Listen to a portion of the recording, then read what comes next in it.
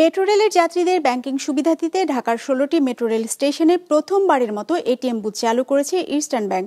Digital banking ইকোসিস্টেমকে শক্তিশালী করতে এই উদ্যোগ নেওয়া হয়েছে বলে জানান ইস্টার্ন ব্যাংকের ব্যবস্থাপনা পরিচালক এবং প্রধান নির্বাহী কর্মকর্তা আলী রেজা ইফতেখার। ১৬টি স্টেশনে ৩৬৫টি এটিএম বুথ চালু করেছে ব্যাংকটি। মিরপুর ১১ মেট্রো রেল স্টেশনে ইস্টার্ন ব্যাংকের এটিএম বুথ উদ্বোধন করতে এসে ঢাকা ম্যাস ট্রানজিট কোম্পানির ব্যবস্থাপনা পরিচালক আব্দুর রউফ বলেন, যাত্রীদের ব্যাংকিং সেবা সহজতর করতে আরও 7টি ব্যাংক তাদের এটিএম সেবা চালু করবে রাজধানীর মেট্রো রেল স্টেশনগুলোতে।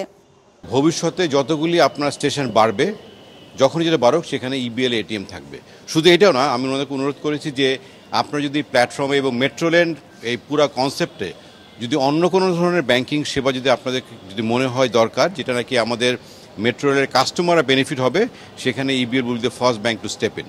আগামী দিনগুলোতে আরও অধিক সংখ্যক এই যে এটিএম জোন বা সিআরএম জোনে আমাদের বুথ স্থাপিত হবে এবং মেট্রো যাত্রীরা তাদের পছন্দসই যে ব্যাংকিং, যে যাদের সাথে ব্যাংকিং করেন তাদের সাথে তাদের ওই সিআরএম এবং এটিএম মেশিন ব্যবহার করে উপকৃত হবেন।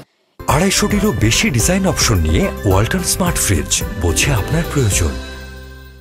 এদিকে কর্মকর্তা কর্মচারীদের হুমকি অনুযায়ী ২১শে ফেব্রুয়ারি মেট্রো রেল বন্ধ হবে না বলে জানিয়েছেন সংস্থাটির ব্যবস্থাপনা পরিচালক মোহাম্মদ আব্দুর রউফ। তিনি জানান, কর্মকর্তা কর্মচারীদের সঙ্গে আলোচনা করে তাদের মতামত এবং যৌক্তিক দাবি অন্তর্ভুক্ত করার কাজ চলছে।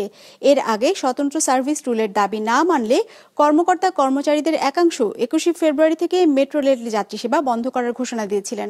আশা করি যে আগামী কর্মবিরতির যে বিষয়টা, এটা ওনারা বিবেচনা করবেন। এটা এসেনশিয়াল সার্ভিস, এসেনশিয়াল সার্ভিসে কাউকে জিম্মি যেমন করা যাবে না, তেমনি সরকারেরও ঊর্ধ্বতন কর্তৃপক্ষের বার্তা হচ্ছে আমরা যৌক্তিক যে দাবি সেটি নিয়ে আলোচনা হবে, কিন্তু কোনো কর্মসূচি দিয়ে আলোচনা এটা চলবে না। আগামী শনিবার আমরা কি মেট্রো রেলে চলতে পারবো নাকি পারবো না? আমি আশা করছি আমরা চলতে পারবো না, আমি আশাবাদী যে